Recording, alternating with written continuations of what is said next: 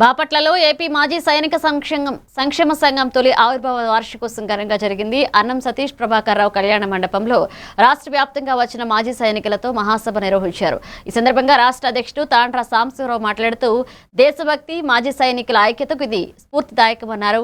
అనంతరం యుద్ధ వీరుల స్తూపం వద్ద పుష్పాంజలి ఘటించి అమరవీరులకు నివాళులర్పించి భరతమాతకు జేజేలు పలికారు.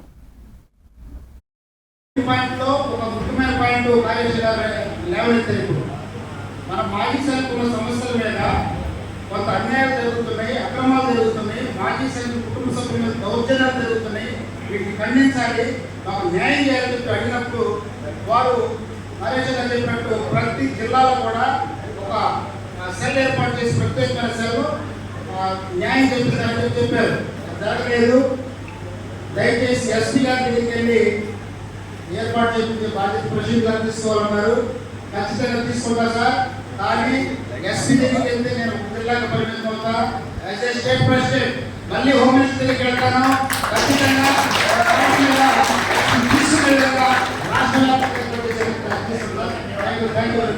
మీరు ఆహ్వానం వచ్చి ఈ అమూలు అలాగే ఇప్పుడు ముఖ్యమైన పాయింట్ చెప్పేది ఏంటంటే మీటింగ్ తర్వాత పెద్దలతో అందరితో కలవాలి.